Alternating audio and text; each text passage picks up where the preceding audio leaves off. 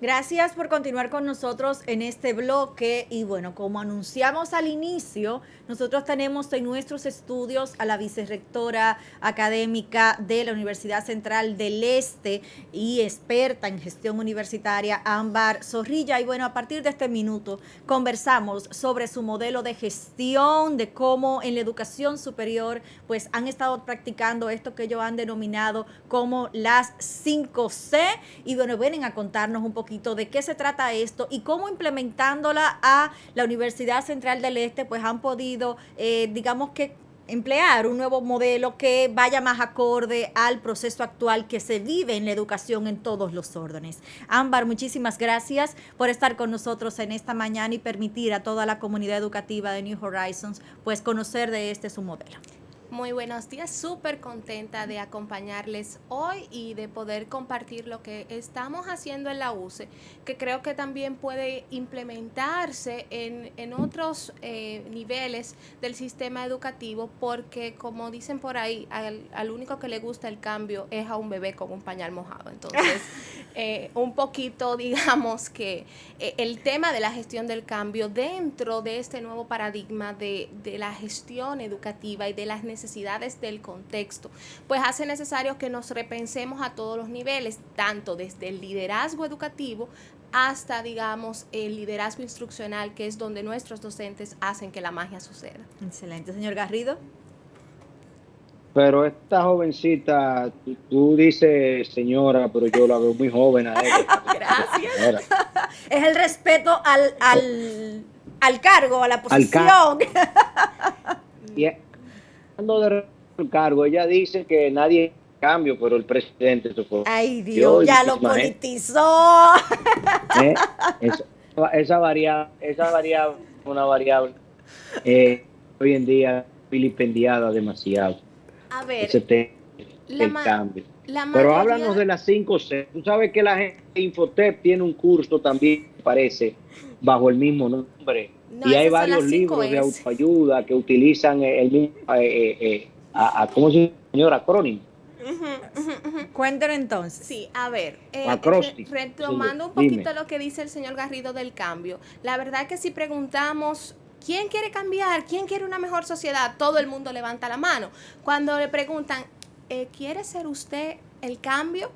Hay menos mano levantada. Y si dicen, ¿quién quiere liderar el cambio? Pues ahí a veces son muy pocos los que quedan. Entonces, la verdad es que al ser humano por su propia naturaleza presenta resistencia, aún conscientemente sabiendo las consecuencias o el impacto positivo o negativo, ya sea de cambiar o de no cambiar. Entonces, ¿qué hemos hecho en la UCE? Hemos aplicado un modelo inspirado o adaptado en el modelo de gestión del cambio del Centro para el Liderazgo Creativo de Estados Unidos, que indica que para liderar el cambio se usan, digamos, 3C, que son la comunicación, la colaboración y el compromiso. Entonces, todo empieza con la comunicación, desde esa reflexión profunda a todos los niveles de la institución educativa. ¿Por qué hacemos lo que hacemos? ¿Por qué estamos aquí? ¿Qué es lo que se necesita? ¿Por qué necesitamos cambiar? ¿Qué pasa si no cambiamos? Y fruto de esa reflexión y de esa identificación de las debilidades y fortalezas de cada uno de los miembros de la comunidad educativa, pues entonces surge la colaboración, que es cómo utilizamos nuestras fortalezas para lograr, en este caso, la excelencia educativa. Y fruto de esa comunicación y esa colaboración, pues surge el compromiso de todos los sectores, no solamente de la institución educativa, sino de la comunidad, del sector empresarial, que es a quienes servimos. Pero ¿qué nos pasó en la UCE? Que empezamos la implementación de este modelo en febrero del 2020, precisamente antes de iniciar la pandemia. Y creo que eso nos ayudó mucho a poder liderar esa transformación de lo presencial a lo virtual, que fue al vapor. Nadie nos preparó para eso. Nunca en la escuela de educación te enseñan pandemia 101.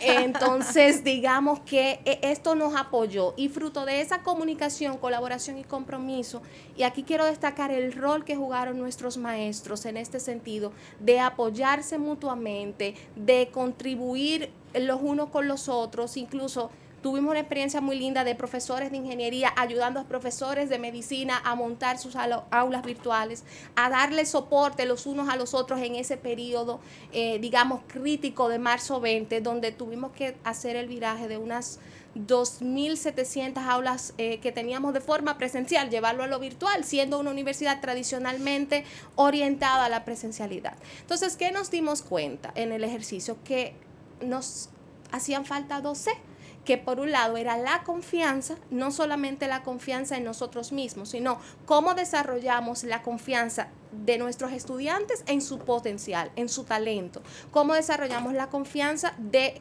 los sectores a los que nosotros les servimos, y también cómo el maestro confía en sí mismo y en sus fortalezas para lograr ese propósito de vida. Porque cuando entrevistamos a nuestros maestros, ¿qué surgió? Que la razón principal por la cual son docentes, en el caso nuestro de la UCE, es porque quieren apoyar a la transformación, porque quieren dejar un legado en la sociedad, porque quieren mejorar la calidad de vida de los dominicanos. Entonces, nada de eso, digamos, que tiene que ver con las razones que en principio nosotros pensábamos que a ellos los motivaba a ser maestros. Y por último, pero no menos importante, la quinta C es el cuidado, porque en esta pandemia todos nos vimos retados en cuanto a esa nueva reestructuración del sistema familiar, sobre todo las mujeres, que además, digamos, de las labores docentes o administrativas, ya también tenían niños que estaban en casa estudiando, tenían los quehaceres del hogar, tenían muchas cosas, y entonces toda esa carga, los estresores, la misma tensión de si me contagio o no me contagio saliendo a hacer las cosas que tengo que hacer, si tengo un familiar que se infectó con el virus, todo eso es una carga emocional muy fuerte. Entonces, si a eso le adicionamos que llegas al aula con 30 chicos que están pasando por todas estas cosas también, por dificultades tecnológicas para poder conectarse porque no tienen un dispositivo, porque sus padres perdieron el empleo, esa misma situación económica ha creado tensiones en la familia. Entonces, todas esas cosas había que manejarlas también. Por eso la importancia del cuidado de nosotros mismos para entonces como maestros poderle dar a los demás, porque una fuente vacía no puede dar. Y la mayoría de nosotros como maestros estamos acostumbradísimos a solo dar. Y a veces se nos olvida de que tenemos que invertir en nosotros y cuidar nuestra salud mental. Escuchándote, Ámbar, es casi una historia de éxito lo que nos has contado, pero ¿cómo nosotros podemos dar lectura a una historia de éxito que se iba escribiendo mientras se iba desarrollando? No es que me voy a sentar a reseñar lo vivido, sino que ese cambio al cual haces referencia es una constante. O sea, todos los días era una nueva experiencia. Entonces, ¿cómo nosotros podemos manejar el cambio a la luz de todo esto, de estas 5C que has planteado, sin que el empezar todos los días un proceso nuevo o una nueva experiencia no sea entonces el talón de Aquiles para esto que ya yo he ido construyendo? A nosotros en la UCE, el producto de esa reflexión, lo que nos ha mantenido, digamos, ese cable a tierra es ese conectar con nuestro porqué y nuestro propósito y nunca perderlo de vista. Entonces, a la luz de todos estos cambios que estamos experimentando, que la pandemia solamente hizo acelerarlos, y hablar de una educación post-pandemia que aún no sabemos cuáles son las consecuencias, o sea, los expertos prevén cosas, pero la verdad, la práctica, el impacto de esta pandemia a nivel educativo y a nivel también social, lo vamos a ver en los próximos 10, 15 años. O sea, es una historia, como bien tú dices, en construcción.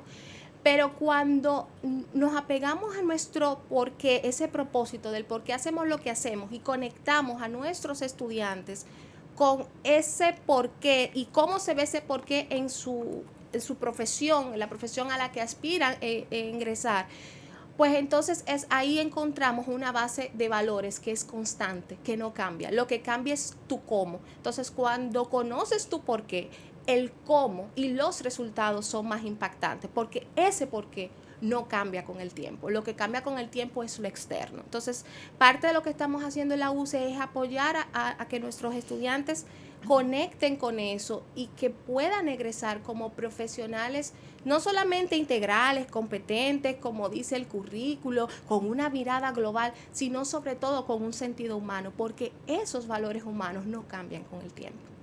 Y son transversales a ¿Y cualquier profesión, ¿verdad, Así señor es. Garrido? Sí, y quería una pregunta rapidita, sencilla. Tú dices que los profesores solamente dan.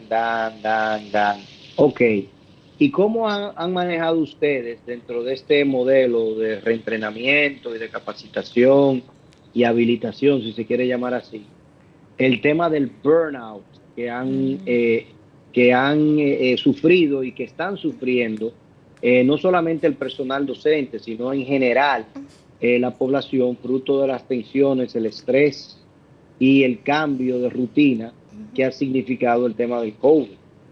Excelente pregunta. En la UCE lo que hemos hecho, digamos, un abordaje integral, por un lado, y no solamente de nuestros docentes, sino también del personal académico administrativo, que también en un momento dado de la pandemia nos vimos trabajando de 9 hasta no sabíamos qué hora, porque se perdió un poco los límites que existían en ese apoyo a los estudiantes, a los profesores, a los Claro. padres. Entonces, ¿qué hicimos en la UCE? Nosotros contamos allá con 2 unidades que son el gran soporte, yo diría, que de la salud emocional y de ese cuidado que hablamos en la quinta C, que son el departamento de orientación y seguimiento psicológico, donde tenemos un equipo de psicólogos que nos han apoyado todo este proceso para ofrecer acompañamiento emocional tanto a estudiantes, profesores como personal administrativo, que a veces se sienten desbordados por situaciones. Y entonces encima de las situaciones que antes sucedían, por ejemplo, teníamos estudiantes que pasando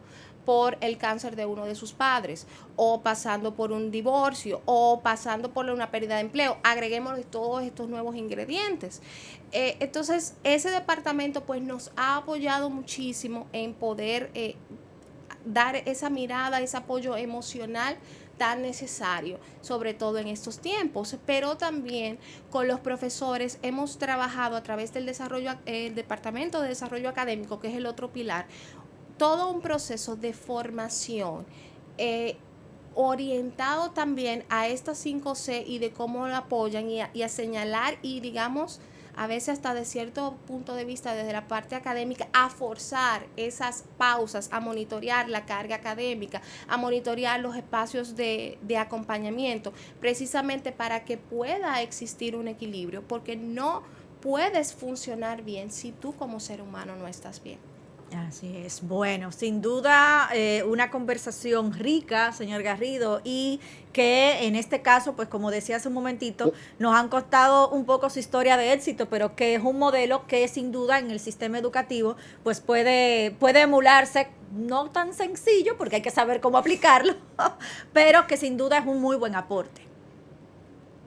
Una última pregunta, y ciertamente ojalá y muchas otras instituciones académicas pues le den seguimiento y utilicen esta práctica.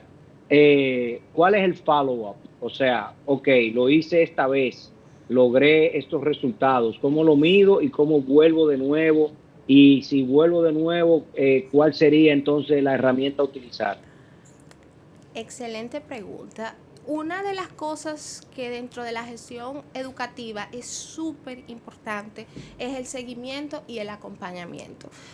Y en ese sentido, allá en la UCE nosotros hemos articulado todo un proceso con indicadores y con un equipo que se encarga de dar ese acompañamiento a los profesores sobre esta implementación y darles retroalimentación del proceso. Entonces es un proceso continuo, es una gran espiral de crecimiento, porque si bien como decía el señor Garrido, no es que lo apliqué este semestre y qué chulo y qué bonito y luego el siguiente semestre me acomodo a mis prácticas anteriores, sino que cada grupo es diferente, cada dinámica es diferente y nosotros como maestros tenemos un gran reto porque estamos hablando de un contexto con una diversidad muy amplia, con una educación que cada día está más llamada a ser más inclusiva, pero a la vez es una educación que necesita cierto nivel de individualización porque no todas las estrategias de aprendizaje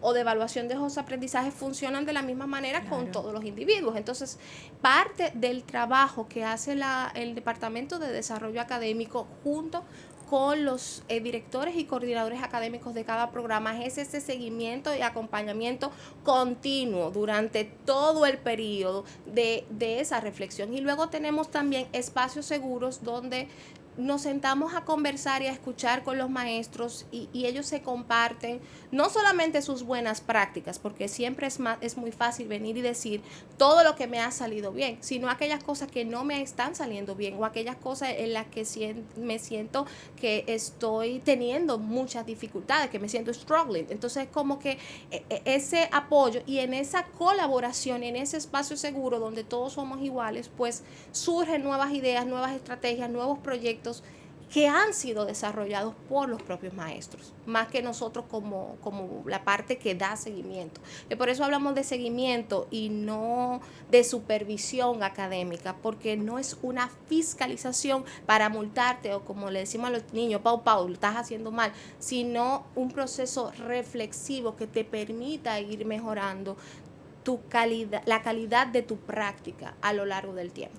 Importantísimo, sobre todo en los debates que se han presentado, señor Garrido, en los últimos meses, en las últimas semanas, sobre la calidad docente, sobre la capacitación de los docentes, la pertinencia de un personal en un área que no necesariamente responde a ¿verdad?, lo que se espera, a las competencias de esa área. O sea que sin duda saber que poco a poco se va haciendo, y esto me recuerda, señor Garrido, a los planteamientos o sugerencias que usted hacía. Agárrame un nicho, un pedacito y empújalo, desarrollalo, vamos a pulirlo, que poco a poco eso se puede ir emulando, ¿no?, en varios sectores. Que sirva de ejemplo, Claro. porque ese es el tema, que sirva de ejemplo, ¿entiendes? Porque siempre es así. Tú tienes en el equipo un Albert Pujol, tú no tienes 40. Entonces, ese te sirve de ejemplo. Pero aquí siempre queremos, yo no sé si es un problema comunitoide o por dónde que viene o populismo, realmente populismo. El querer decir que todos, que la escuela vibra, llegó la alegría, ¿cómo es ahora? Ay, llegó Dios. El momento de la alegría y las orquídeas. Opa. Y la chulería. Wow, qué bien. Ámbar, Sí, muchísimas magnífico. Gracias. Gracias a ustedes por la invitación y la oportunidad para compartir con su audiencia. Excelente, ¿no? Me saluda el señor rector y al padre del señor rector, grandes amigos míos. Con todo gusto. Excelente. Muchas gracias. Gracias a Ámbar Zorrilla, vicerrectora académica de la UCE, por escoger New Horizons para compartir sus buenas nuevas.